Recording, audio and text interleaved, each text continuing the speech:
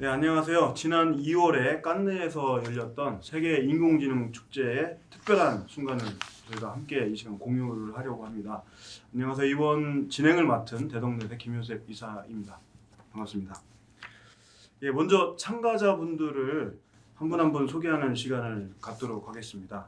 우리 제 오른쪽에 앉아 계신 조민수 한국과학기술정보연구원 부원장님이신데 그래도 자기소개 간단하게 하고 움직이겠습니다. 네, 한국과학기술정보연구원에서 부원장직을 수행하고 있는 책임연구원 조민수입니다. 저는 전공은 대기과학이고요. 슈퍼컴퓨터를 많이 사용했었던 사용자 인연으로 인해서 한국과학기술정보연구원에 들어와서 지금 20년 넘게 근무하고 있습니다. 네. 슈퍼컴하고 대기화학의 상관관계가 여러분들이 많이 아시는 기후변화로 인해서 어떤 기상이변이 일어나는지에 대한 연구를 슈퍼컴퓨터를 가지고 했다고 보시면 되겠습니다. 예. 아유, 중요한 연구를 하시는 분이십니다. 네, 그리고 권재민 박사님. 예, 안녕하세요. 저는 한국핵융합에너지연구원에 근무하는 권재민이라고 합니다. 저도 사실은 하는 일이 옆에 이제 조민수 부원장님처럼 슈퍼컴퓨터를 활용을 해서 과학기술의 한 분야를 연구하고 있는데요. 핵융합 관련된 데이터, 실험, 또 뭐 설계, 건설에 관련된 이런 모델, 이런 것들을 이제 슈퍼컴퓨터를 활용을 해서 모델을 개발하고 시뮬레이션을 하고 연구하는 그런 일들을 하고 있습니다. 네. 이번 깐느 페스티벌이 여러 측면에서 제 시야를 넓혀준 그런 좋은 계기였다고 생각합니다.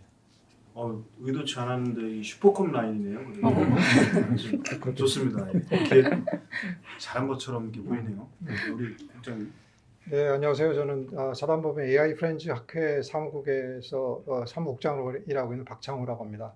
예, 저도 이제 그 작년 3월부터 AI 프렌즈 학회에서 같이 함께 일을 하고 있는데, 그 이전에는 저도 이제 슈퍼컴은 아니지만, 슈퍼컴들을 많이 이용하는 연구자들과 함께 출연위원회에서 오랫동안 일을 한 적이 있습니다. 네, 반갑습니다.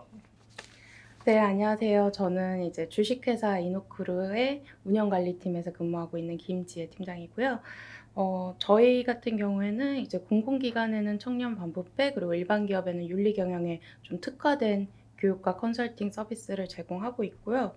저는 이제 운영관리 팀장으로서 저희 자체적으로 개발한 온라인 교육 플랫폼을 관리하고 있는데, 뭐 개인적으로도 AI에 대한 관심이 좀 있었지만 어쨌든 저희 플랫폼하고 좀 접목할 수 있는 서비스가 없을까 해서 네. 이번 포럼에 참여를 하게 되었습니다. 네, 반갑습니다. 우리 조 부원장님을 비롯해서 정말 바쁘신 시간 내주셔서 정말 감사드리고요.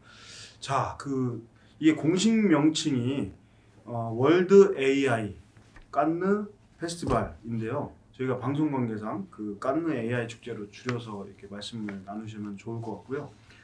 이번에 저희가 처음 대덕특구의 연수단을 꾸려서 각 기관에 주로 이제 연구기관 중심으로 같이 가셨는데 이 세 번째죠. 그러니까 깐느 AI 축제가 세 번째로 깐느에서 열렸는데 AI의 실제 적용부터 어떤 뭐 윤리적, 기업가적 여러 의미를 다 포함하면서 인공지능에 대한 어떤 전체적인 이해를 돕고 통찰을 제공하는 그런 어떤 유럽의 대표적인 인공지능 지식축제로 이렇게 성장하고 있는 것 같은데 그 현장을 저희가 함께 다녀왔잖아요. 그래서 그 현장 다녀온 것들을 지금 한번 시청자들 분들에게 통찰을 좀 같이 공유하면 어떨까 해서 이런 자리를 마련했습니다. 그래서 첫 질문이 안 그래도 이렇게 소프트하게 얘기를 하면 좋을 것 같은데 참여 소감부터 저희가 한번 같이 공유했으면 좋겠어요. 이게 깐느 AI 축제가 어떤 행사인지 어떤 이벤트인지 왜 깐느까지 저희가 같이 연수단을 꾸려서 가게 됐는지 뭐 이런 내용들을 먼저 얘기를 같이 하면 좋을 것 같은데 누가 첫 테이프를 끊느냐? 저하고 눈을 마주친 아니 편하게 하시죠. 네. 국장님. 예, 그럼 제가 먼저 말씀을 드리면요. 뭐 한마디로 이제 이렇게 보통 이제 깐느에 대해서 갖고 있는 인상이 있는데, 깐느에 대해서 갖고 있던 인상이라는 게 주로 영화를 통해서 갖고 있던 저희 나름대로 인상이었고요. 이번에 이제 가보니까 뭐 영화보다 훨씬 그 유익한 프로그램이었다고 생각을 합니다. 그래서 비타민에 비유하자면은 뭐 저기 철분을 주는 뭐 비타민 D도 있고, 그다음에 뭐 비타민 C도 있고, 뭐 모든 비타민들이 비타민의 여러 요소들을 다 갖춘 종합 비타민제라고 이렇게 말할 수 있는 그런 행사였다고 할 수 있겠습니다. 예. 종합 비타민 시청자들이 더 이해하기 힘들 것 같은데. 아, 그런가요? 너무 추상적으로 얘기해 주시면. 아, 그런가요? 그냥 직관적으로. 아, 직관적으로요. 소감. 그러니까 보통은 이제 우리가 그 오픈 AI로 뭐 지난해 이제 그 뭐 챗GPT 생성에 열풍이 불면서 오픈 AI로 이제 그 인공지능을 이해하고 있었는데, 그 이제 현장에 그러니까 깐느가 유럽 지역에 있다 보니까 현장에 가 보니까 마치 이제 우리가 CNN을 통해서만 그 세상의 일을 알았던 것 같은 느낌이 들었습니다. 그래서 이번에는 장소는 프랑스였지만 BBC를 통해서 뭐 세상의 다른 반쪽을 좀 이해하는 어떤 그런 시간이 아니었나. 그래서 두 가지를 다 이제 어떻게 보면 이제 이해할 수 있어서 조금 더 이제 넓고 깊게 AI와 관련된 어떤 흐름들을 좀 이해할 수 있었다, 이렇게 생각이 됩니다. 예. 비유를 상당히 네. CNN에서 AI를 듣다가 이제 BBC에서 들을 수 있었다. 이게 요약하면 비유를 잘해 주셨는데, 그 우리 제가 박사님은 그 비슷한 생각을 가졌으니까 말씀드릴게요. 슈퍼컴 관련해서는 전 세계적으로 굉장히 큰 행사가 2개가 있습니다. 5월이나 6월 무렵에 유럽에서 하는 행사가 있고요. 그다음에 11월에 미국에서 하는 행사가 있는데요. 이게 같은 슈퍼컴에 대한 이야기를 하는데 지역에 따라서 접근하거나 구성하는 내용들이 다소간의 차이가 있습니다. 그 지역의 특성을 반영을 하거든요. 미국은 기업들이 많이 참여하면서 굉장히 전시 부스가 크다라는 부분들이 좀 강점이고, 이제 유럽에서 독일에서 이제 주로 하게 되는데, 도시를 돌아가면서 독일에 가서 했을 때는 굉장히 집중적으로 다양한 데가 모여갖고서는 이야기하는 거에 좀 강점이 있었습니다. 그리고 또 전공 분야로 오면은 제가 대기과학이라는 분야 하다 보니까 큰 틀로 보면 지구과학에 소속이 됩니다. 그래서 지구과학에 관련된 것도 미국에서 하는 AGU라는 게 있고 유럽에서 하는 EGU라는 게 있는데, 이것도 또 지역에 대한 특성이 좀 있습니다. 그래서 AGU는 그냥 제가 많이 참석은 안 했지만 비교적으로 하면 교수님들의 중심에 전문가들이 발표가 많았었다라고 하면, EGU에 갔더니 이제 새내기들 박사를 이제 했거나 박사 과정에 있는 학생들한테 발표 기회를 많이 주면서 어떤 특정한 주제에 대한 것을 다루는 걸 보면서 AI 관련된 것도 미국 중심으로는 많이 봤지만 과연 유럽에서 한다고 하는 것에는 그런 경험적으로 뭐가 다르지 않을까라는 게 기대감으로서 신청을 하게 됐습니다. 역시나 이제 뒤에 다시 말씀드리겠지만 차이점을 느끼기는 했습니다. 그 차이점이 뭘까요? 요새 말씀 듣고 바로 말씀드릴까요? 처음에 이 WAICF의 마지막 F가 페스티벌이었었잖아요. 보통 어디인가에 가서 뭘 할 때 보면은 컨퍼런스라고 해서 학술적인 것들에 대해서는 그런 게 많이 붙고, 아니면 좀 가볍게 할 때는 워크샵 뭐 이런 것들을 하잖아요. 근데 왜 페스티벌이라고 이름을 붙였을까라는 궁금증이 있었습니다. 근데 가서 보니까 역시나 이제 다른 차이점이 뭐였었냐면 이 모두가 참여하는 행사였었던 것 같아요. 그 모두는 뭐냐면, 제가 그동안 접했었던 행사들은 되게 전문가들이 많이 참여를 했어요. 전문가라고 어떤 분야든지 전문성. 근데 이번 같은 경우는 보니 기업도 발표를 하지만 기업에 투자를 하려고 하는 투자자들도 왔었고, 특정한 하루는 오픈데이라고 해서 학생들 그러니까 어린이를 데리고 오는 가족 단위 방문, 이런 것들 보면서 이게 차이가 있구나. 우리는 우리끼리만의 서로 알리는 것에 집중했다고 하면 우리가 하고 있는 것들을 일반들한테도 보여주고, 그 다음에 이것을 그냥 기술 공유하는 정도로 끝나지 않고 투자까지도 받아내기 위한 자리로서 활용을 하는구나라는 부분에 있어서 그래서 모두가 즐거운 페스티벌이라는 명칭을 붙인 게 아닌가 하고, 뭐 의도를 그렇게 했는지 모르지만 저는 그렇게 해석을 하고 왔습니다. 페스티벌이라는 의미에 대해서 말씀해 주셨는데, 그걸 정말 미국과 유럽 지금 이제 비교해서 말씀해 주시면, 저도 이제 확실하게 느낀 건 미국은 확실히 이 전문가와 또 어떻게 보면 구루들 뭐 이런 쪽하고 그 청중들하고 분리가 확실히 됐는데 이번에는 그 발표자나 이런 분들하고 되게 그 격이 없이 소통할 수 있는 그런 어떤 현장을 저는 느끼고 이게 다르구나 이런 생각을 했었는데 또 그런 것 좋은 공통점들을 느끼는 것 같고요. 우리 권 박사님 어떠셨나요? 저도 그 페스티벌이라는 키워드가 주는 의미가 이제 남달랐던 것 같아요. 그러니까 학회에 가서 그 이제 프로그램들을 이렇게 이제 보면서 이제 공부를 하고 했던 경험과 이 페스티벌이라고 하는 이벤트를 이제 경험하면서 공부하게 된 건 완전히 다른 경험이었던 그런 부분이 있고요.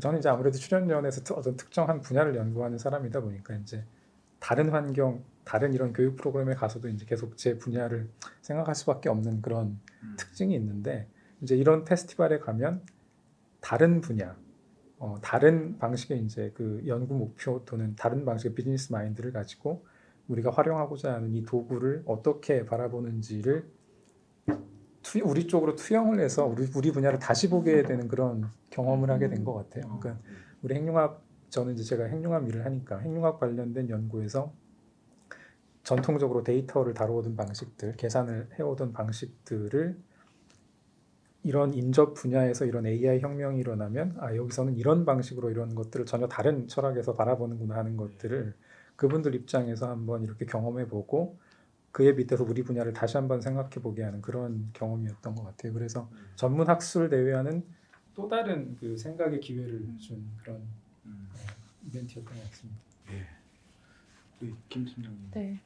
저 같은 경우는 사실 페스티벌은 그 장소 깐느라는 장소가 주는 뭔가 특별함에서 비롯된 거라고 원래 개인적으로는 생각을 했었거든요. 그러니까 사실 저희 공부하다가 딱 나왔을 때 발코니에 그냥 바로 바다가 보이고 공부하다가 옆에 창문 보면 항구가 보여지고 노을이 보이고 하는 그런 장소였잖아요. 그래서 그 장소에서 주는 그런 분위기와 메리트도 있었던 것 같고요. 뭐 저는 아무래도 이제 윤리경영 교육을 진행하다 보니까 되게 특이했던 게 윤리적인 논쟁들이 되게 많았어요. 세션에서도 그렇고. 그래서 뭐 제가 그런 걸 주의 깊게 찾아갔던 건지 뭐 그럴 수도 있는데 어쨌든 그래서 미국이나 뭐 다른 저희가 국내에서도 그렇고 좀 더 기술 발전의 단계, 그러니까 혁신의 이런 빠르기나 이렇게 빨리 치고 나가야 되는 걸 생각하는 반면 어쨌든 유럽 쪽에서는 그리고 그 깐느 축제, AI 축제에서는 계속해서 이제 제도나 시스템도 같이 가야 된다. 그리고 이게 다르지가 않다. 그리고 AI가 뭐 인간을 대체하려는 게 아니라 인간하고 같이 성장해 나갈 보조 도구다. 이런 메시지들을 많이 받았거든요. 그래서 저도 막 AI가 이렇게 좋은데 나의 일자리를 운영관리팀의 상담직들이 다 떠나야 되는 게 아닌가 막 하는 생각도 있었는데 오히려 갔다 오고 나니까 우리가 다른 뭐 브랜드 리더로서의 역할이 생길 수도 있겠구나 또는 더 발전할 수 있겠구나 하는 생각이 들었던 것 같아요. 네.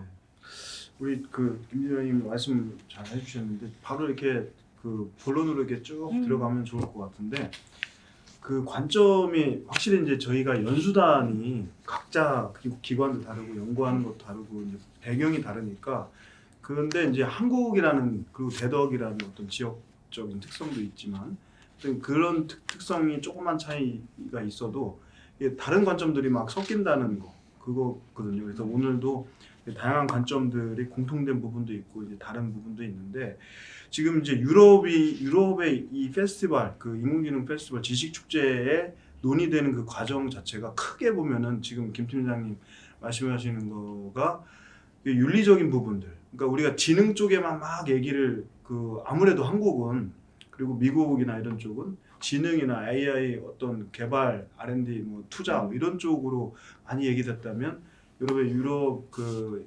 축제에서 현장에서 느꼈던 거는 제가 좀 인상 깊었던 거는 주제 자체가 AI 연구 속도를 늦춰야 하나 뭐 이런 주제 자체 그리고 윤리적인 부분들 그리고 사회를 위한 AI 뭐 이런 어떤 키워드들이 그냥 부흥의 지능의 관점보다는 되게 골고루 균형 잡히도록 이렇게 구성을 기획을 하고 얘기를 나누지 않았나 이렇게 생각이 되는데 어떠셨어요? 그 지금 이런 관점에서 연구 속도를 늦춰야 되나 이런 그 세션도 있는 것처럼 지금 이제 어떻게 보면 유럽과 미국의 이런 차이를 이렇게 같이 얘기를 했잖아요. 그래서 그 내용적인 측면에서 좀 이렇게 그런 쪽으로 인상 깊었던 내용들을 많이들 궁금해하실 것 같아요. 이게 다르다고는 하는데 예, 어떤 부분들이 좀 이렇게 크게 달랐는지 그리고 관점들이 어떻게 달랐는지 뭐 이런 것들 얘기해 주시면 좋을 것 같습니다. 우리 그 눈을 안 마주치지 말고요. 네. 마주치면서 서로 이렇게 먼저 얘기를 하시면 컨닝을 해야 되는 네, 그 정적 상투면 끊깁니다. 네. 그러니까 이제 그 우리 진행자께서 말씀해 주신 것처럼 저는 이제 그 균형이라는 어떤 그런 것들이 좀 그 조화와 균형. 그러니까 예를 들면은 일방적인 지능도 아니고 그렇다고 일방적인 규제도 아니고 그런 것들을 이제 다 같이 두 가지를 다 같이 테이블에 올려놓고 그런 것들을 이제 자유롭게 이제 토론하면서 네. 수렴해 나가는 어떤 그런 과정들을 여과 없이 보여주는 어떤 그런 하나의 무대가 아니었나 생각이 되고요.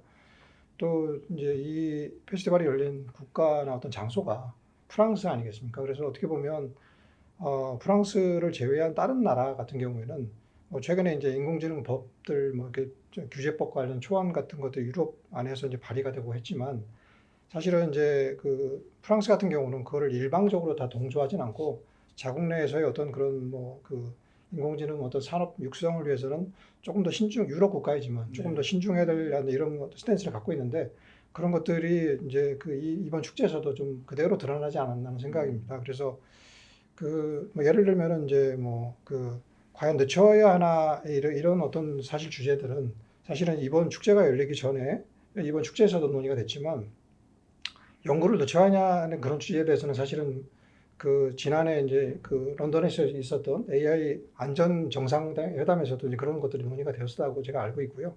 근데 거기서도 일방적으로 이제 뭐 거기서 처음 나온 어떤 질문은 아니고 그 전에 이제 인공지능이 이제 GPT가 나오면서 워낙 빠르게 이제 여러 가지 일자리를 뭐 잠식한다든지 여러 가지 우려가 되는 어떤 점들이 있었을 때 이제 뭐 세상에 던져진 굉장히 무거운 질문인데 그런 것들을 이제 부담스러워하지 않고 사람들이 자유롭게 좀 얘기를 하면서 여러 가지 뭐 생각을 좀 수렴해 나가는 과정들이 좀 이어지고 있었지 않았나 생각이 됩니다. 네. 다른 분은 어떻게 느껴요? 저는 이제 4대 AI 천왕이라고 네. 부르는 그중에 한 분 프랑스 미국인이셨던 얀 루큰 교수님이 그분이 뉴욕대 교수님. 뉴욕 주립대학교 교수님으로 알고 뉴욕 있는데요. 그분은 아마도 이거 규제에 대해서는 조금 반대, 아직 할 일이 더 많이 있다라는 생각이 강하신 것 같고 이번에 발표하실 때도 보면 그 어린아이가 학습 이렇게 배워가는 과정하고 우리 인공지능 모델이 배우는 과정들을 비교하면서 파라미터라고 얘기를 하는 우리가 얼마나 많은 파라미터를 가지고선 학습을 시키냐 이런 거 비교할 때 굉장히 큰 차이가 있다라는 이야기를 하면서 아직도 갈 길이 멀다. 요약하면 인공지능이 아무리 빨리 발전해도 인간이 지능을 따라잡기는 어려우니 투자를 더 해야 된다. 규제보다는 투자를 더 해야 된다는 쪽으로 이제 말씀을 많이 하시는 것 같아요. 매번 발표하시는 내용들을 보면. 근데 한편으로는 그 말이 맞을 것 같다라는 생각이 들다가도 소속이 뉴욕 주립대학교만 있는 게 아니라 지금 메타의 이제 부사장의 역할을 하고 있으니 메타라는 데는 어쨌든 이윤을 추구하는 기업이다 보니 과연 이분의 발언이 형평성에 맞는 것인가 하는 생각은 들긴 했었어요. 네. 다만 지금 우리가 핫하게 얘기하는 챗GPT를 막 두려워하고 있는데 초기에 써보셨을 때하고 최근에 써보셨을 때하고의 느낌은 다르실 거라고 보여지거든요. 네. 처음에는 굉장히 두려웠었더라고 하면 꼭 그렇지만은 않네가 저 개인적으로는 지금 그렇게 생각하거든요. 이걸 실질적으로 잘 하려고 보면 여전히 부족한 부분이 많이 느껴지고 있지 않습니까? 그래서 너무 두려워할 것도 아니고 더 해야 될 것이 많이 남아있다라고 하는 거에 순수하게 학자로서 말씀하셨다라고 믿고 아직은 규제보다는 조금 더 이 연구를 수행할 수 있게끔 풀어줘야 되지 않는가에는 개인적으로 동의를 하는 편이고요. 네. 다만 무한정으로 그 데이터를 가졌다가 크레딧 없이 활용하고 하는 부분들은 일정 부분은 규제가 좀 네. 따라져야 되지 않을까. 네. 그리고 어떤 데이터를 썼는지는 반드시 좀 밝혀야 되겠고 그거는 얀 루콘 교수님도 그 얘기는 하셨던 거로 네. 기억을 하는데 그래서 그런 것들만 좀 보완이 된다고 하면 강하게 막지 말고 그러니까 모니터링을 해야 된다. 규제하고는 좀 다를 것 같은데 이것을 오픈해서 누군가가 볼 수 있게끔 하면서 같이 간다고 하면은 어느 정도 양쪽에 팽팽하게 맞서고 있는 부분이 네. 그 조화롭게 갈 수 있지 않은가 하는 생각을 네, 해봤습니다. 그런 조화들이 많이 이제 얘기가 된 것 같아요. 이번에 저희가 같이 가셨던 분 중에 그 전자통신연구원의 박범수 박사님이 또 얘기를 비슷한 문점으로 얘기를 해주셨는데 제가 읽어드릴게요. 한국에서는 아무래도 이제 AI 기술 분야가 앞서가는 것에 대한 관심, 뭐 그리고 진보 과정에 대한 그런 것들이 잘 그 논의가 되기가 힘든데 이번에 이제 참여를 해보니까 그 AI 진보 과정에서의 위험성에 대한 논의는 비교되지 않을 만큼 많았다 이번에. 그래서 그 기술의 진보를 위한 노력 못지않게 위험성에 대한 AI가 가져올 수 있는 인간적 존엄적인 어떤 가치 침해나 전력 사용량, 저작권 침해, 노동시장 잠식 뭐 이런 여러 가지 주제에 대해서 논의가 대등하게 이루어졌다고 해서 좀 색다르게 느꼈다 이런 말씀을 해주셨고 저도 갔다 와서 이제 AI 기업 대표들하고 이제 얘기할 기회가 있었는데 뭐 유럽 뭐가 있겠어? 그 미국이 잘 나가는데 뭐 규제하는 거밖에 더 있겠어? 이런 얘기를 이렇게 또 툭 던지시는 분도 계시고 그랬는데 하여튼 되게 균등하게 어떤 조화를 추구하는 그런 그 의견들이 많이 있었던 것 같아요. 현장에서 느꼈던 분들이. 우리 권 박사님이나 김 팀장님 이 부분에 대해서 말씀하실 거 있으신가요? 저도 전반적으로 같은 생각이고요. 그 이제 기술적인 진보 이제 그에 따른 리스크를 같이 동일 테이블에 올려놓고 고민하는 부분들은 확실히 유럽다운 부분이다 이런 생각이 좀 들었고 분명히 참고할 만한 부분이 있는 것 같아요. 그리고 저는 이제 이 논의 그 유럽에서 이제 그런 화두를 꺼낸 데에는 또 다른 이면에는 이제 당연히 미국이 이제 이렇게 막 무섭게 치고 나가는 데에 대한 기술 종속 자기들 이제 전체 산업에 이제 이렇게 종속을 좀 늦춰보고 또 자기들의 여지를 만들고자 하는 부분도 분명히 있다고 생각을 합니다. 그런 측면에서 그런 화두를 또 꺼낸 측면도 있기 때문에 근데 사실 우리가 생각을 해보면 우리도 미국과 같이 이제 이런 거대 그 글로벌 기업들이 막 드라이브를 걸고 있는 이런 AI 세상에서 우리의 처지는 사실 유럽보다 더 어려울 수도 있는 거잖아요. 근데 그런 틀이나 사회적인 여러 가지 임팩트를 고려를 해서 이게 국가적인 차원에서 그런 규제를 어떻게 활용하는 게 합리적이고 기술 종속을 막는 측면과 AI를 사회 전체에 또 균등하고 합리적으로 쓰는 양쪽 측면 모두에서 필요한 거기 때문에 정부가 그런 측면들 그리고 또 우리도 같이 이제 공공기관에 있는 사람이니까 그런 부분들 같이 고민을 해서 틀을 만드는데 도움을 주는 게 굉장히 필요하다고 생각합니다. 네.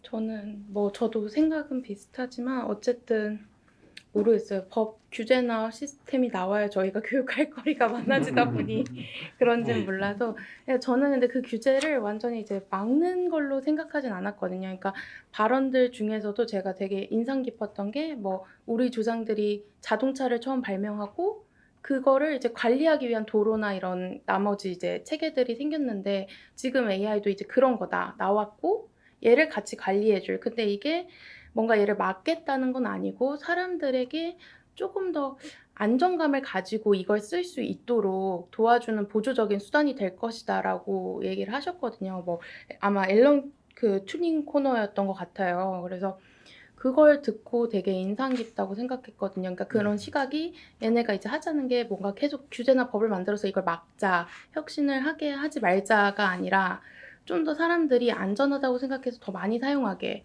그러니까 나의 정보가 다 노출된다고 생각하지 않고 이걸 보호해 줄 수 있는 울타리를 좀 쳐주는 거라고 생각을 했습니다.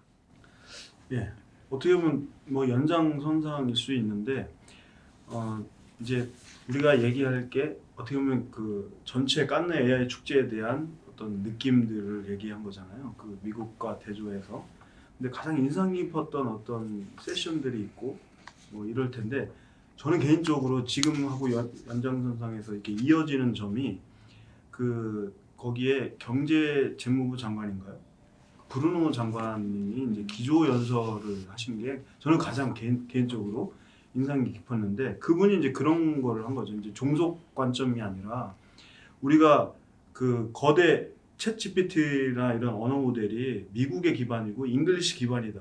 결국에는 우리 프랑스어, 독일어, 이런 뭐 체코어 이런 문화에 되게 많은 어떤 언어들이 기반이 돼야 되는데 그런 독특한 문화적인 요소들이 다 말살될까봐 우리들이 이런 문화 주권을 수호해야 된다는 어떤 메시지가 있었고 그리고 프랑스가 또 그런 중심 국가가 되고자 하는 그래서 뭐 우리가 원자력 강국이기 때문에 이게 전기가 많이 드는 그런 챗GPT 전기가 많이 드는 거에 우리가 6대를 더 줘가지고 그런 거 충분히 커버할 수 있고 뭐 여러 가지로 이제 막 전략적으로 이렇게 치고 나가는 그런 기조연설을 이 박범수 박사는 이제 뭐 독립선언문이다 이건 AI 독립선언문 같이 느꼈다 이렇게 얘기를 하셨는데 사실 그런 게 이제 인상 깊었거든요. 그래서 이제 지금부터 그런 인상 깊었던 얘기들을 좀 이렇게 너무 많은 이제 톡이 많아서 그래서 인상 깊었던 걸 하나씩 좀 이렇게 얘기를 해주시면 되게 다양한 또 통찰을 얻을 수 있을 것 같아요. 그래서 한번 저는 이제 그런 장관님의 그 장관의 얘기가 되게 인상 깊었는데 다른 분들은 어떠셨는지요? 예, 제가 먼저 말씀드리면 그 아까 뭐 다른 분도 일부 언급이 있었지만 그 이제 미국과 유럽이 좀 다른 어떤 어프로치는 뭐 유럽의 전부를 우리가 보고 온 건 아니지만 이번에 이제 목격한 거는 오픈 소스 어떤에 대한 어떤 그런 어떤 정책적인 관심이나 뭐 이런 분위기가 굉장히 좀 뜨겁지 않았나 하는 생각이 들고요.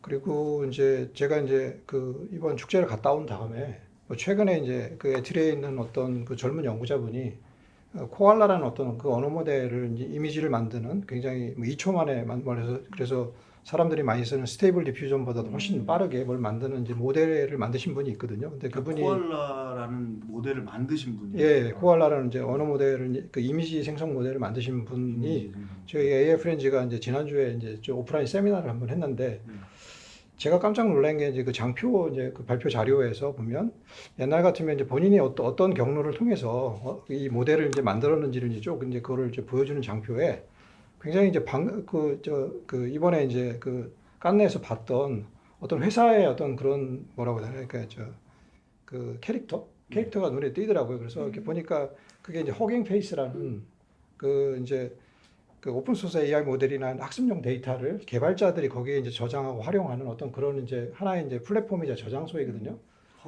허깅 페이스. 우리가 허그한다고 그러잖아요. 허그. 사람들 허그를 하면서 웃는 얼굴인 이제 그런 이제 캐릭터가 있습니다. 그래서 그게 이제 뭐 AI 시대에 가장 이렇게 좀 잘 나가는 그 어떤 이제 그 유니콘입니다. 유니콘 기업인데 그게 이제 프랑스 기업인가요? 프랑스 이제 저도 모르는 건 시청자들이 모르는 예, 그렇습니다. 허깅 페이스라는 이제 회사를 말씀드리고 싶은 게 그 프랑스에서 원래 이제 출발한 네이버 이제 예를 들면 스타트업이었는데 지금 이제 성공한 유니콘 기업으로 이제 미국에 가 있죠. 미국에 가 있는데 근데 이 사람들이 그 오픈 소스 우리가 오픈 AI 같은 경우는 클로스드 모델이거든요. 클로스드 모델은 이제 소수의 기업만 어떤 인공지능 시대 이윤을 독점하기 때문에 그렇게 하면 안 되고 많은 사람들이 어떤 오픈 플랫폼을 가지고 뭔가 새로움에 도전하고 혁신을 이루어야 된다는 어떤 그런 철학을 가지고 이제 그런 걸 이제 유지하는데 그 기업이 이미 유니콘 기업이 됐습니다. 근데 그런 그 사람들이 이번에 이제 그 깐느 축제에서도 AMD라는 어떤 그런 반도체 회사하고 해서 여러 가지 뭐 자기들이 벌리는 노력도 소개하고 그다음에 이제 저 기술과 전략 세션에서도 이 오픈 소스의 중요성에 대해서 책임자들이 나와서 굉장히 강변하는 모습들을 봤거든요. 그래서 저희는 아직 우리나라에서는 계속 오픈 AI에만 아까 말씀드린 것처럼 CNN이 전해주는 소식에만 관심을 갖고 있는데 사실 이제 지구의 반대편 유럽에서는 저희가 뭐 윤리나 이런 것들 못지않게 그런 거 어떤 철학을 담은 오픈 소스의 어떤 접근 방식들을 취해가고 있다. 이런 것들을 저희가 이제 관찰할 수 있었던 것 같습니다. 예. 그러니까 이게 허깅 페이스라고 하는 이제 그 AI 유니콘 기업이 그 이제 AMD라고 하는 이제 그 하드웨어 제조 분야의 또 강자하고 같이 이제 연합을 해서 자기들이 이제 이런 오픈 소스 AI 커뮤니티의 이제 시대를 열겠다라고 하는 그런 상징적인 발표였던 것 같아요. 굉장히 그 발표가 인상 깊었고 특히 이제 그 발표에서 그 이제 대표분이 500만 개의 제너레이티브 AI 모델들을 자기들이 축적을 했고 풀리 오픈해서 사용자들이 쓸 수 있게 하고 있다.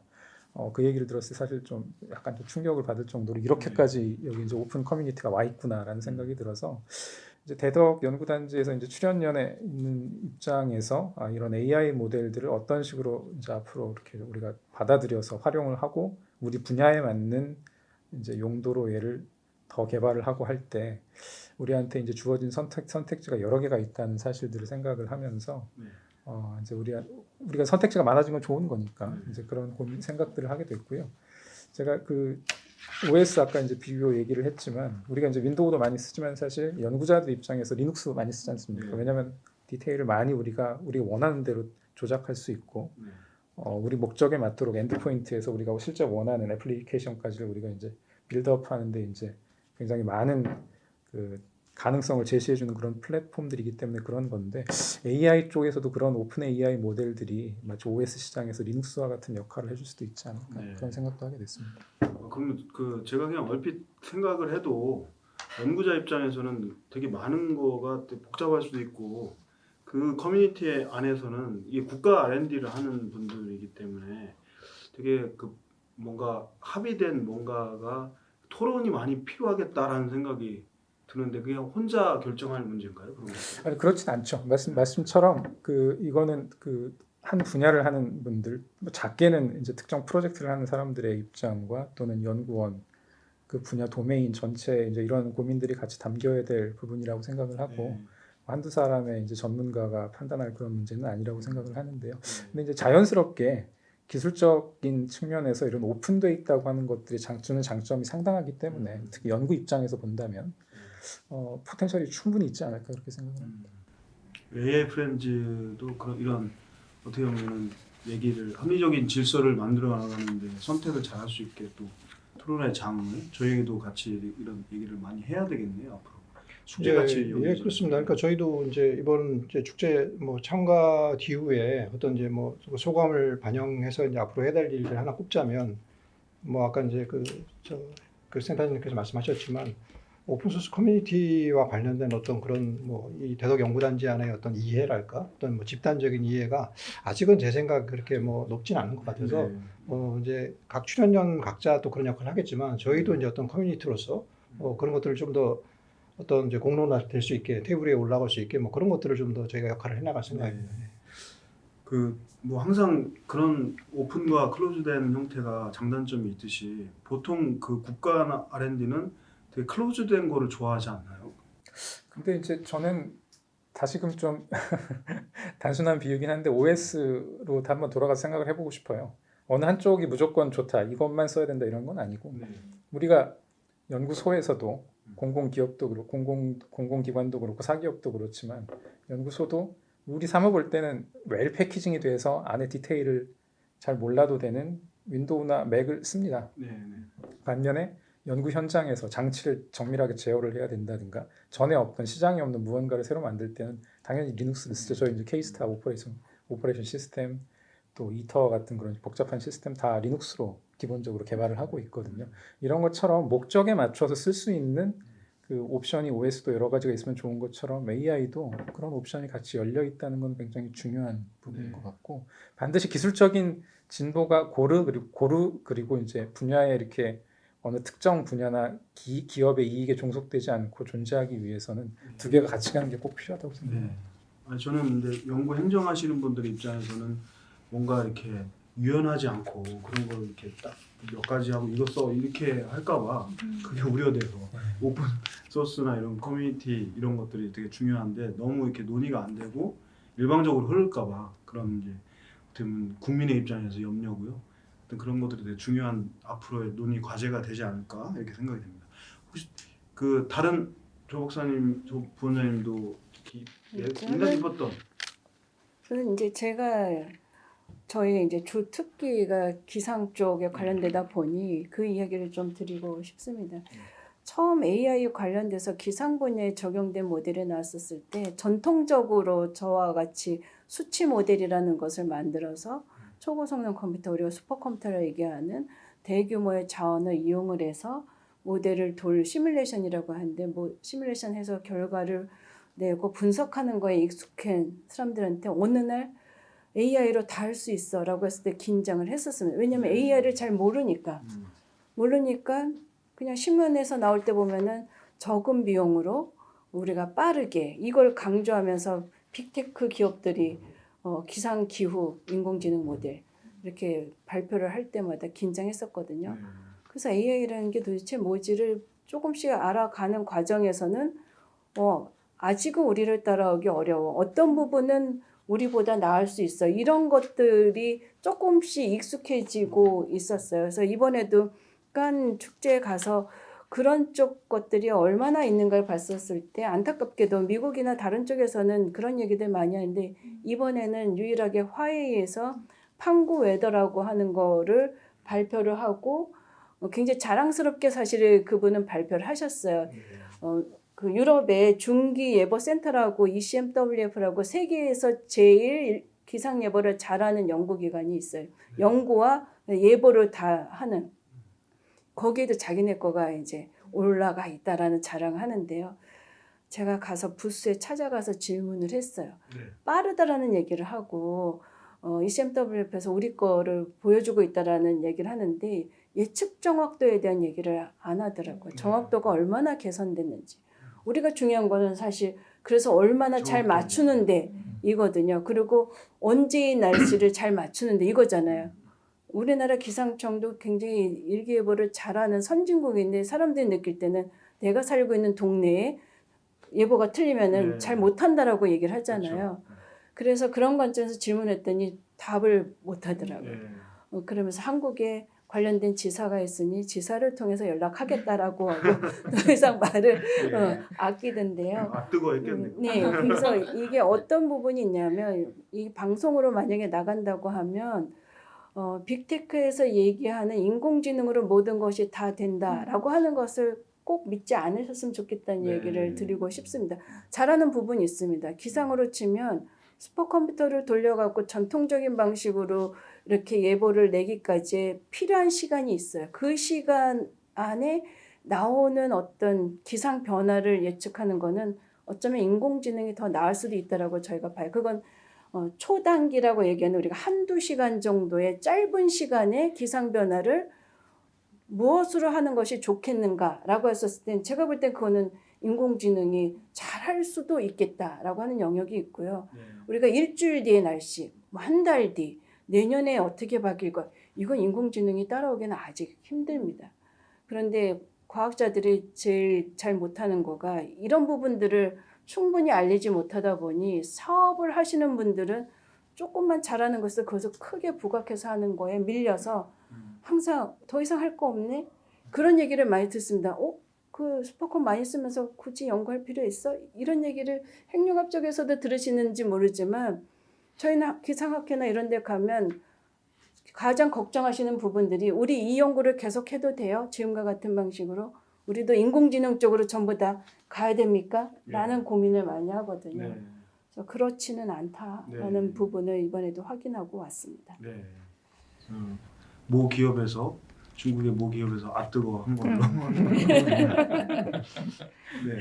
우리 팀장님은 네. 어떤 그 세션이 인상 깊었는지. 저는 뭐 저희가 많은 쟁점들 오픈소스나 가장 많이 있었던 건 사실 그런 것들이었잖아요. 오픈소스 윤리적인 이슈들이 있었는데 오히려 그래서 제가 이제 교육 콘텐츠 기업에 있다 보니까 콘텐츠 개발자로서 이제 콘텐츠를 제작하는 입장에서 저희 셔터스톡이라는 업체에서 와서 엠버서드 코너에서 강의를 했었어요. 그래서 이제 AI의 새로운 모델하고 창의성이나 이런 게 아티스트들의 수명에 어떻게 영향을 끼칠 것인가에 대한 형태였고 그 분이 아마 알레산드라 살라라고 하셔가지고 그 과학 수석으로 계시고 새로 원래 셔터스톡은 이제 컨텐츠에 사용되는 이미지를 작가들하고 계약을 해서 그 이미지를 판매하는 업체였어요. 그래서 근데 이들도 이제는 AI 서비스를 해야겠다라고 생각해서 이런 파트를 만들고 사업을 확장해 나가는 중인데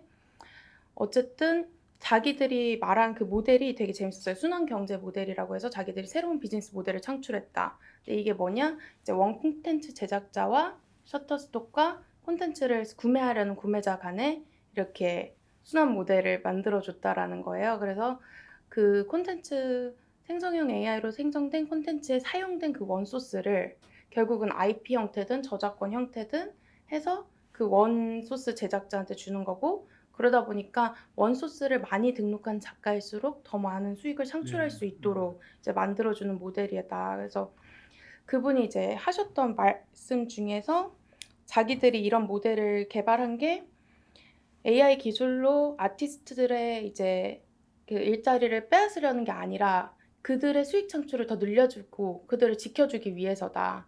그래서 셔터스톡은 이런 뭐 윤리적인 이슈들을 바라보면서 준비를 하고 있다.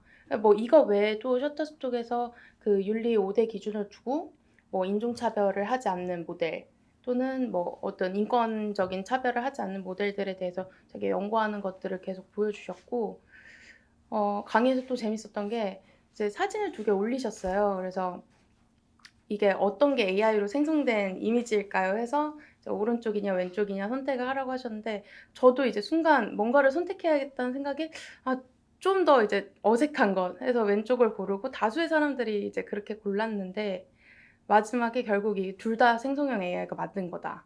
그러니까 저희가 이제는 비교할 수 없는 이제 위치에 있다 보니까 자신들도 아직은 이런 기술 발전이 점점 되고 있는 단계인데 기업들이 이거를 바로 어떻게 써야 될지 잘 모르니까 이런 기술 발전 단계를 바로 활용해도 되는지 모르니까 워터마킹에도 제너러티브 AI라고 해서 AI로 생성된 이미지는 아예 워터마킹을 해서 아직까지는 나가고 있다고 네. 하더라고요. 그래서 그런 전반적인 흐름이 네. 되게 재밌었던 것 같아요. 그리고 그 뭐 박정호 국장 이렇게 들으셨지만 이렇게 얘기를 했던 게 AI 윤리나 책임, 그 AI 사회적 책임에 대한 기준 이런 발표도 있었잖아요. 그래서 이제 ISO 뭐 어떤 기준을 이렇게 따라라 뭐 이런 이제 권고도 하고 막 그랬는데 그 부분에 대해서 좀 설명을 국장. 그러니까 이제 뭐 저희가 뭐 윤리와 책임이 꼭 같을 수는 없는데 저희가 이제 그 AI를 사용할 때 이제 아직 그 뭔가 이렇게 저희가 유념하고 뭔가 좀 그 어떤 합의가 되어야 될 그런 영역 중에 하나가 뭐 이렇게 책임감 있게 AI를 사용해야 된다 해가지고 뭐 영어로는 responsible AI라는 어떤 그런 것들이 이제 큰 키워드가 돼 있고요. 그래서 뭐 그것들과 관련해서 그러면 이제 도대체 무엇이 어떻게 써야 책임감 있게 AI를 쓰는 것인가에 대한 사실은 아직은 저희가 뭐 합의된 뚜렷한 뭐 심플한 답을 갖고 있지는 않은데 뭐 그런 것들을 또 뭐 수렴해가는 어떤 논의나 발표가 있었고요. 그래서 이제 여러 가지가 있는데 결국은 이제 뭐 투명하게 누구나 이렇게 좀 들여다볼 수 있고 해야 뭐 이렇게 그게 이제 책임감 있는 AI라는 어떤 그런 또 발제들이 좀 많았던 것 같고요. 그래서 그것도 뭐 그 투명할 수 있는 것들이 있고 아까 저 직전에 말씀드린 오픈 소스가 되어야 그런 것들이 가능하다는 어떤 주장도 있었고 뭐 동시에 그러면 이제 거기까지는 알겠는데 그다음에 그럼 어떻게 그런 것들을 이루어갈 것이냐 이제 또 방법론이 있지 않겠습니까? 그런 것들에 관련해서는 마침 이제 그 유럽 그 전기기술 표준화위원회에서 일을 하시는 위원장께서 이제 발제가 있으셨는데 거기 얘기를 들어보니까 이제 사실은 이제 AI와 관련해서도 ISO로 알려진 국제 그 표준 기구에서 여러 가지 기준들을 만들어내고 있고요. 그다음에 이제 유럽에서도 이제 관련된 어떤 그런 안전과 뭐 윤리와 관련된 그런 기준들을 이제 만들어내고 있는데 그것들이 아직 최종 버전이 아니지만 뭐 그렇게 그런 걸 통해서 조금 더 이제 책임감 있고 윤리 있는 어떤 AI 사용에 대해서 근접해 갈 수 있다 이런 뭐 방향 제시가 있었습니다. 그래서 개인적으로도 많이 공감이 됐습니다. 예. 세바스찬 아마 네, 할렌스벤 맞습니다. 박사님 네. 발표하셨는데 제가 그분께 인상 깊었던 게 이제 책임 있는 AI랑 현실적인 AI를 저희가 놓고 봤을 때 책임이 있으면 혁신이 좀 늦어질 거고 혁신이 있으면 책임이 좀 떨어질 거다라는 이런 제로섬으로 보는데 그렇게 보지 말고 이게 같이 갈 수 있다라는 걸 장표로 설명을 해주시면서 이제 그걸 각각 구성하는 시스템의 요소들이 결국은 키워드들이 같다. 그래서 아까 말씀해준 공정이나 뭐 투명이나 혁신이나 이런 개인정보 보호까지 다 들어가고 그 다음에 거기에 표준까지 넣어주셨어요. 네. 그 장표에. 저도 그 장표가 되게 기억에 남았고 결국은 그러니까 책임감 있는 AI든 뭐 혁신적인 AI든 결국 같이 갈 수밖에 없다. 근데 이제 마지막에 그분의 멘트 중에 근데 거기에 더 한 가지가 더해져야 되는 게 인간의 가치다라는 말씀을 해주셨어요. 그때 예시 주신 게 이제 AI한테 말과 마찰을 개선하라고 하면 뭐 얼마든지 다양한 답을 주겠지만 자동차를 개발하라는 말은 못했을 건데 결국에는 인간이 같이 받침이 돼서 인간의 가치랑 본성이 같이 가야 된다. 네. 그래서 그런 멘트 하셨던 게 기억이 나거든요. 자세하게 잘 들으셨네요. 열심히 공부하는 분들 나온 것 같습니다. 아니, 오늘 보신 분들은 정말 뭐 네. 타의 추종을 보려할 정도로 공부를 정말 열심히 하셨던 분이라 믿고 모셨습니다. 그래서 하여튼 너무 잘 들으신 것 같고 그 인간의 가치 마지막에 그 키워드도 아주 인상이 또 남습니다. 사실 이런 그 하나하나의 세션과 강연, 토크들이 상당히 그 생각할 거리가 많고 그 3일 내내 사실은 그런 그 지식 공유와 축제 이런 것들이 계속 펼쳐졌는데 이 1시간으로는 다 얘기를 하자면 끝이 없을 것 같고요. 그 뭐 좀 이렇게 랩업을 또 하자면 그 유럽이나 이런 쪽은 상당히 많은 그 대화들, 그 다양한 관점과 그 윤리적인 부분, 책임 부분, 뭐 이렇게 경제 지능 부분, AI의 그 진보 이런 여러 가지 이제 거를 한쪽에 치우치지 않고 상당히 많은 대화를 한다라는 생각이 들었어요. 그 대화를 하면서 이 사람들이 질서를 만들어 가는구나라는 어떤 그 프로세스에 대한 그런 느낌을 좀 받았는데, 그럼 우리는 결국엔 그 사람들이 잘하는 걸 보면서 이 방식이 우리한테 맞을까? 그리고 또 우리는 그럼 어떻게 해야 되지? 이런 이제 퀘스천 마크가 들잖아요. 이제 저희가 그런 데서 가서 보는 거는 우리는 어떻게 나는 어떻게 해야 될까? 결국에 궁극적인 그런 해답 그 그걸로 되는데 그 앞으로 저희가 이제 얘기할 지금 랩업 하면서 그럼 우리는 어떻게 해야 되고 이거 이제 사실은 유럽 중심으로 프랑스가 그렇게 얘기를 쭉 해나가고 있는 것처럼 그럼 아시아는 그럼 우리나라는 뭐 이런 질문을 할 수 있잖아요. 근데 이제 비교적 그런 얘기들이 막 이렇게 펼쳐지고 있는 것 같지 않은 느낌이 저는 드는데 우리는 어떻게 해야 될지 그리고 이게 각 기관 차원으로도 얘기할 수도 있고 또 이 대덕이라는 커뮤니티가 저 중심이 될 수도 있는데 좀 그런 랩업을 마지막으로 좀 이렇게 얘기를 나누면서 진짜 랩업을 한번 해보면 좋을 것 같아요. 그래서 그 이런 어려운 주제에 대해서는 우리 조 부원장님께서 먼저 스타트를 한번 너무 끌어주시면. 어려운 숙제이긴 한데 네. 그냥 받은 인상. 저는 그 장관님이 발표하는 거는 다른 데 가 네. 있느라고 듣지 못했지만 전자통신연구원에서 온 네, 박책임연구원님께서 독립선언 하듯이 했다라고 그렇게 인상적이었다라고 말씀하셔서 거길 갔었어야 되나라는 생각이 들었었습니다. 그래서 뒤늦게 발표하신 내용이나 이런 걸 전달받으면서 우리나라는 왜 그런 문화가 없을까? 우리는 물론 핵융합연구소에서 권부장님도 같은 경험을 하셨는지는 잘 모르겠지만 어떤 사업을 계획을 해서 제안하거나 할 때 미국에서 했어? 선진국에서 했어? 선진국에서 했어? 네. 해외 동향 파악해서 그거를 했다고 하면은 했는데 왜 해? 그다음에 안 했다고 없어서 우리가 처음 해보겠다면 거기도 아닌데 왜 해? 이 질문에 끊임없이 답을 해야 되면서 제가 만약에 어떤 권한이 생긴다고 하면 사업계획서나 평가할 때의 그 발표 순서를 바꾸고 싶다는 생각을 계속 했었어요. 뭐냐면 꼭 뭔가 새로운 제안을 했었을 때 선진국이 했느냐라는 질문을 네. 하지 않았으면 좋겠다. 네. 우리가 필요해서 하겠다고 이야기를 하고 그것이 추진 가능성이 있는지에 대한 평가를 받아야지 선진국이라고 이야기하는 데서 하면 해도 되고 하지 않았으면 안 한 거니까 하지 말라 이런 식으로의 평가는 네. 바뀌어야 된다. 그런 측면에 있어서 프랑스에서 이번에 있었을 때 장관이 나와서 프랑스의 문화, 프랑스어에 대한 자부심 이런 것들 이야기하면서 다른 영어에 종속되지 않는 우리 고유의 것을 만들어 나가야 된다라고 이야기하고 그런 측면에서 정부가 적극적으로 지원하겠다라고 네. 하는 거 보면서 굉장히 부러웠습니다. 네. 저희는 이제 한국과학기술정보연구원에서도 언어 모델을 만들겠다라고 얘기할 때 왜? 키스티가 할 수 있어? 출연연이 할 수 있어? 빅테크에서 굉장히 많은 돈을 들이고 해도 어려운데 과연 될까? 저는 그런 시각으로 보면 안 된다고 보고 있고요. 이것이 정말 필요한가? 출연연에서 할 만한 일인가의 관점에서 그렇죠. 평가를 하고 해야 된다 안 한다는 결정을 해줘야 되는데 다행히 지금까지는 그래도 과학기술 분야에 있어서만큼은 해당되는 데이터를 우리가 가지고 있고 국가 중심으로 이 데이터를 보호해야 되고 분석해야 되고 활용의 가치를 높여야 된다는 것에 그 동의해 주시는 분들 덕분으로 네. 곤이라는 순우리말 이름으로 그 모델을 개발을 했는데 물론 갈 길은 굉장히 멉니다. 네. 그런데 방향이 틀리지 않다고 하면 다소 지그재그로 가더라도 지켜봐주고 격려해주고 응원해주는 문화가 필요하다고 생각을 하고 있고요.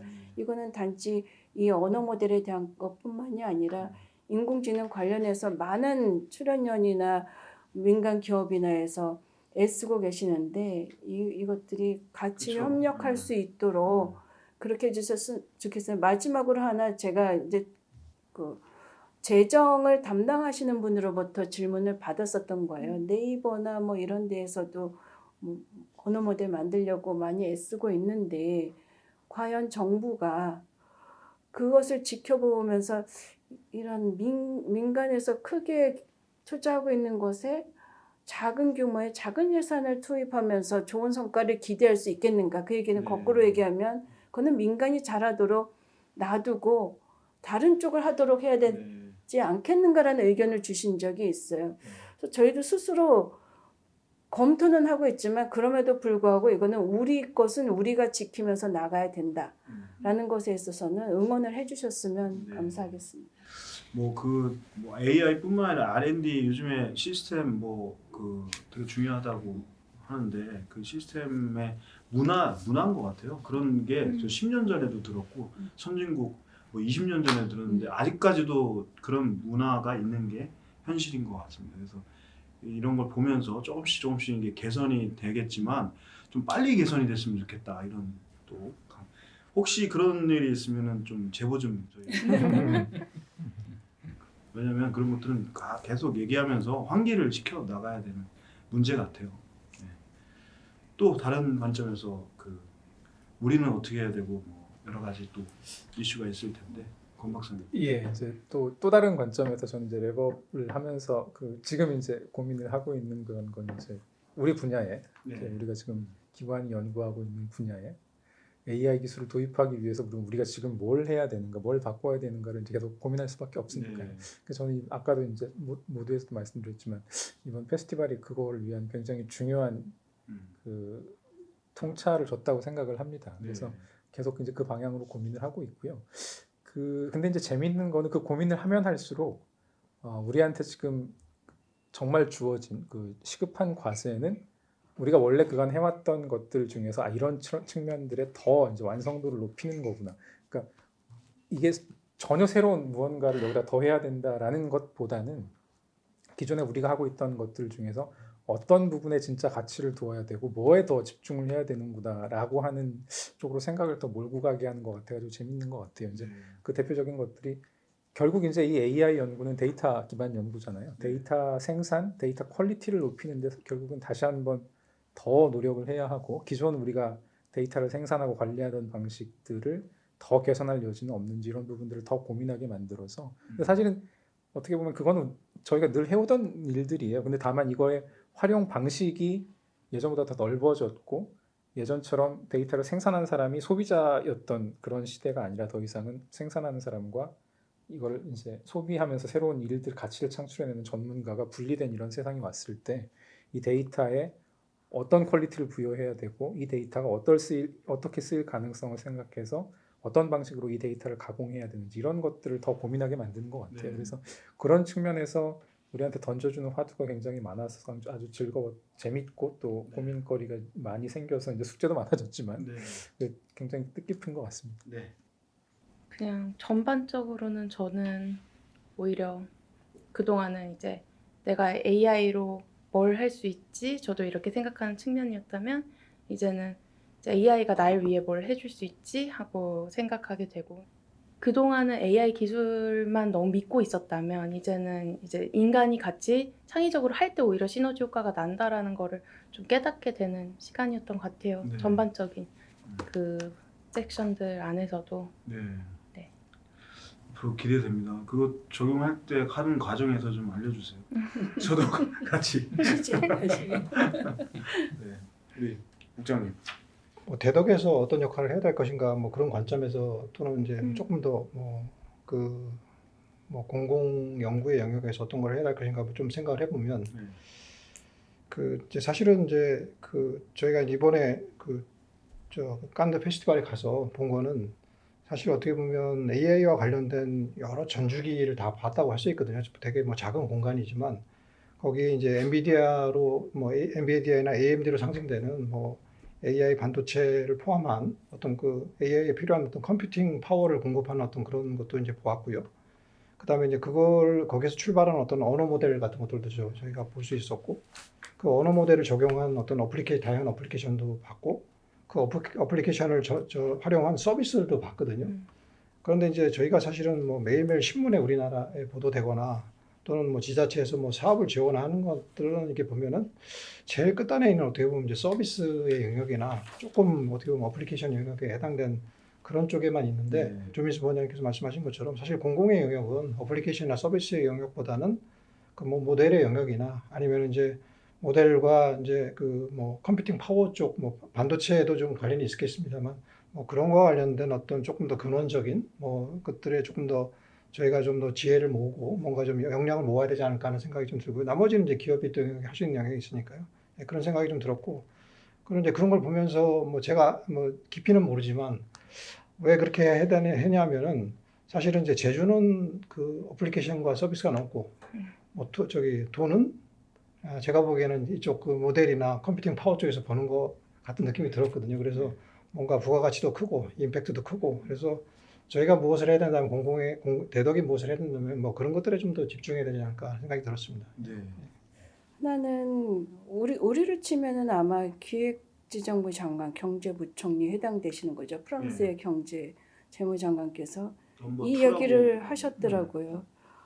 프랑스는 2위나 3위가 되고 싶지 않고 1등이 되고 싶다. 저도 우리 과학기 정통부 장관님이나 기획재정부 장관님, 경제부총리께서 과학기술 분야에 있어서 AI 분야에 있어서 우리는 2등, 3등 아니라 1위를 하고 싶다라고 말씀을 해주시는 비전제시잖아요. 네. 그것에 맞춰서 방향을 설정할 수 있고, 또 하나 부러웠었던 발언이 국가의 미래인 과학자들에게 최고의 급여와 MIT 스탠포드 수준의 슈퍼컴퓨터 장비 활용이 가능하도록 해야 한다라는 이 말씀. 네. 이분은 정확하게 기술에 대한 이해도 하셨다라고 보여지는 거거든요. 우리가 가끔 추론용으로만 얘기할 때 전산자원이 많지 않아도 빠르게 답을 낼 수 있습니다라고 이야기를 했지만, 그 전에 그 추론 모델 만들기 전에 학습을 하는데 어마어마한 전산자원이 필요하거든요. 슈퍼컴퓨터. 그래서 지금 국장님께서도 그런 부분들을 말씀하셨는데, 그래서 이런 환경들이 국가적으로 갖춰져야 그 위에서 기업이 됐든 아니면 학생들이 됐든 연구원이 됐든 이런 분들이 활발하게 활동할 수 있으니까 네. 이런 것들이 좀 잘 이루어졌으면 좋겠고, 그것의 중심에 대전이 과학기술의 중심 도시이잖아요. 예. 그래서 이 대전 또 대덕 연구 단지 내에 있는 기업가 출연연들이 중심이 돼서 국가적으로 기여할 수 있는 일들 기회를 줬으면 좋겠고, 조금 그냥 너무 세세할 수도 있긴 하지만 저도 정년을 몇 년 안 남긴 연구원에서 나는 아직도 연구를 할 수 있고 새로운 일에도 관심이 많은데 라고 했었을 때, 우리가 전통적으로 자기가 하던 분야도 있지만 아까 핵융합에서도 우리가 AI를 도입해야 되지 않는가라는 고민을 하듯이 많은 연구자들 중에 우리가 가지고 있는 지식을 가지고 새로운 분야에 가서 융합형으로서 기여할 수 있다라고 생각하시는 분들이 분명히 있거든요. 네. 그래서 고급 인력이 분명히 연구단지에는 있는데 그 연구단지에서 퇴직을 앞두거나 아니면 뭐 퇴직을 하지 않더라도 이런 분들이 새로운 영역에서 기여할 수 있는 어떤 국가적 지원 프로그램도 굉장히 필요하다고 봐요. 이번에 연수단에 다양한 기관에서 오셨고 저희가 중간중간에 대화를 하면서 각 기관에서 하는 일들을 이야기하다 보면 교육을 담당하는 기관에서 오신 분들한테는 그런 교육 프로그램을 만들어서 인재 양성에 기여해 주시면 좋겠고, 사업을 만드는 기관에서 오신 데에는 그런 사업을 추진해 줄 수 있는 정책적 타당성이나 이런 것들을 좀 기반을 만들어 주면 좋겠고, 이제 사단법인이시겠지만 또 이제 전문성을 가지고 계신 분들이 모여서 학술 활동하는 데니까, 그렇다고 하면 어떤 학술 활동을 우리가 이끌어가면 방향적으로 하면 좋겠는지를 제시해주고, 출연연에서 온 사람들은 우리 출연연에서 이런 분야는 기여할 수 있어 라는 것들을 제시해주는, 이게 어떻게 보면 우리가 앞으로 오늘의 랩업뿐만이 아니라 이게 다시 시작점이 돼서 이렇게 경험했었던 것들이 다 같이 연계되는 새로운 생태계 네. 예를 구축하는 시점이 됐으면 좋겠다는 아, 생각을 네. 합니다. 예. 아유, 클로징을 뭐 너무 잘해주셨는데 음. 이 짜고 치는 그런 게 아닌데. 아, 네. 그래서 이거 마지막 3분을 제가 꼭 좀 살리고 싶어서 말씀드렸는데 네. 잘 말씀을 드렸는지는 아유. 모르겠습니다. 너무 잘 말씀을 해주셨는데요. 음. 자, 그 지금까지 그 깐느 AI 축제 저희가 내년이면 이제 4회째 되고요. 올해 3회째를 가본 거잖아요. 근데 저희가 반신반의하면서 현장을 가서 과연 내년에도 갈 가치가 있을까 이곳이. 근데 이제 어떠셨어요? 내년에 누군가는 기관에서 같이 갈 가치가 있을까요? 올해는 저희가 이제 처음 가보는 네. 거기 때문에 어떤 데인지 모르고 간 게 있어서 사전 준비를 했음에도 불구하고 약간 아쉬운 점이라는 게 전시 부스에도 가보니 우리나라 기업에서 참여한 데는 한 군데였는데 그 한 군데도 스스로 갔다기보단 어떤 경진대에서 우승을 해서 초대받아서 참여한 형태였었는데 우리 기업이 됐든 기관이 됐든 조금 더 많은 데가 같이 가서 우리 것도 알리는 역할을 했으면 좋겠고 강연이나 이런 것들에도 우리나라에도 굉장히 대가들이 그렇죠. 많으신데 이분들이 너무 멀어서 못 가셨는지 아니면 미국 중심으로 가셨는지 모르겠지만 그 사무국에 네. 연락을 저희가 할까요? 네. 그래서 그런 한국 좀 활동들을 네. 같이 해서 같이 동반 성장했으면 좋겠습니다. 네. 예. 알겠습니다. 그렇다라고 하면 적극적으로 저는 많이 네. 보낼 것 같습니다. 네. 예.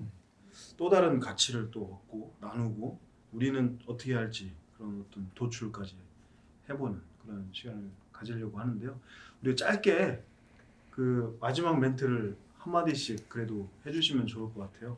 뭐 그 랩업을 하면서 이거를 내가 못했다, 이 말을 못했다 이런 부분도 좋고 아 내년에도 가고 싶다고 이런 그냥 짧은 소감도 괜찮고 뭐 다 좋습니다. 그래서 그 한 마디씩 한 말씀씩 하면 좋을 것 같습니다. 뭐 저도 이번에 되게 좋은 우연한 기회로 제가 대전에 연구센터 분들과 같이 껴가지고 갔다 오게 됐는데 저한테는 개인적으로도 시야를 되게 넓힐 수 있는 기회였고 이렇게 기술이 계속 발전하고 있기 때문에 저희가 어차피 끊임없이 학습을 해야 되는 상황이어서 그런 면에서는 내년에도 꼭 같이 갈 수 있는 좋은 기회 되면 좋을 것 같고요. 아까 말씀드린 것처럼 장소가 이제 깐느다 보니까 깐느에서 주는 그 특별함이 있었거든요, 분명. 그래서 그런 것들이 이 깐느 축제의 가장 큰 매력이었던 것 같습니다. 차를 타고 대덕센터로 이렇게 오면서 느낀 게 소피아 앙티오폴리스 같았어요. 정말.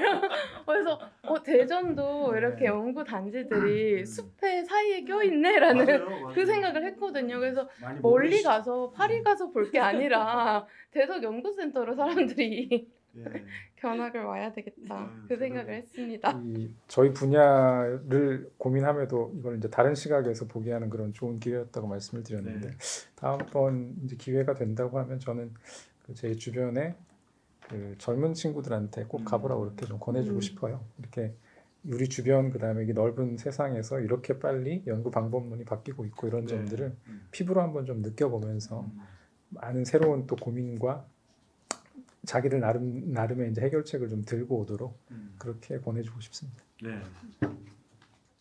영화로도 어떻게 보면 세계적으로 알려진 도시인데 뭐 그걸로 충분하지 않을까 싶은데 어떻게 또 인공지능까지 이렇게 할까 여기서 좀 의문이 생겼었는데 가서 이제 저희가 축제 뭐 3일 내내 공부를 하면서 알았고 그다음에 이제 그 주변에 이제 소피아 앙티폴리스라고 이제 저희 대덕 연구개발 특구와 같은 어떤 혁신 과학 도시 그런 데도 저희가 방문하고 그러면서 아 이게 이제 영화로만 알려진 게 아니라 영화만으로 살 수 없고 뭔가 어떤 인공지능을 통해서 뭔가 미래 먹거리를 이렇게 간절하게 또 갈구하는 어떤 그런 도시의 모습을 보면서 예, 뭐 저희도 대덕에도 뭐 여러 가지 뭐 기존의 과학기술이 있지만 새로 부상한 인공지능이 꼭 필요하겠구나 이런 생각이 들었습니다. 그래서 내년에도 또 다른 모습이 또 있을 거라 생각이 되고 뭐 기회가 된다면 저는 재구매 의사가 있습니다.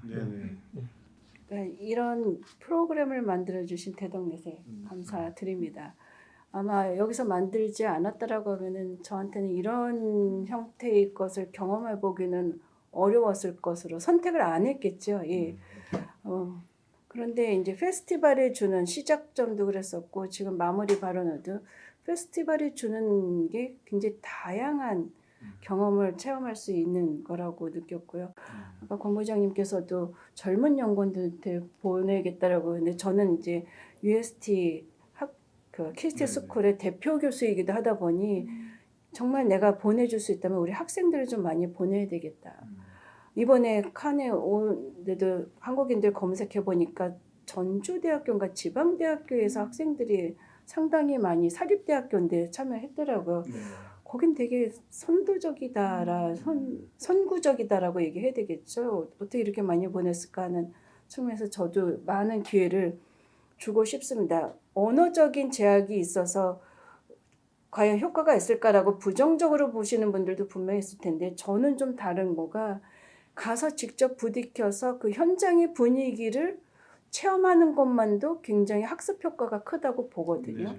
그리고 특히 이번에 간 축제의 경우에는 다양한 형태로 구성되어 있고 어디에서도 보지 못했었던 형태로 운영이 된 거가 굉장히 저는 인상적이었기 때문에 그런 기회를 젊은 연구원, 우리 학생 연구원들한테 주고 싶습니다. 그래서 정말 이거는 내년에도 잘 기획을 해서 마련해 주시면은 더 많이 활성화될 것 같습니다. 후배들 생각을 하시고 젊은 연구자들 그 말씀을 하시려는데 좋은 것들은 많이 보고 많이 가서 이렇게 공유를 하면 좋은데 저희가 이제 이런 거를 하는 가장 큰 목적은 아까 소피아 앙티폴리스 얘기를 하셨지만 거기 그 지역에 잘 그 뭐 일터와 삼터와 놀터가 같이 일치하는 그 현장에서 되게 자부심 있게 그렇게 그 산업을 발전시키는 그리고 되게 균형 있게 그 호흡하는 모습들이 상당히 인상적이었는데 서울분이 오셔서 소피아 앙티폴리스 같다라는 그런 표현이 되게 자극됐어요. 그러니까 정말 거기서도 이제 자생적으로 그런 커뮤니티가 그쵸. 만들었듯이 지금 이렇게 아까 시작점이라고 말씀해 주셨는데 이제 그런 항상 시작점 같은 그런 생각으로 그런 에너지를 이 커뮤니티를 위해서 우리가 이제 데더 클러스터가 소피아 앙티폴리스처럼 아름답고 그 부가가치가 높은 그런 클러스터로 좀 이렇게 재탄생, 재거듭 도약할 수 있는 그런 에너지들을 좀 오늘 확인한 것 같습니다. 그래서 하여튼 여러모로 오늘 그 좋은 통찰이나 이런 것들을 같이 공유를 했는데요. 내년을 또 기억하면서 또 너무너무 수고하신 여러분들을 위해서 박수 치고 마치겠습니다.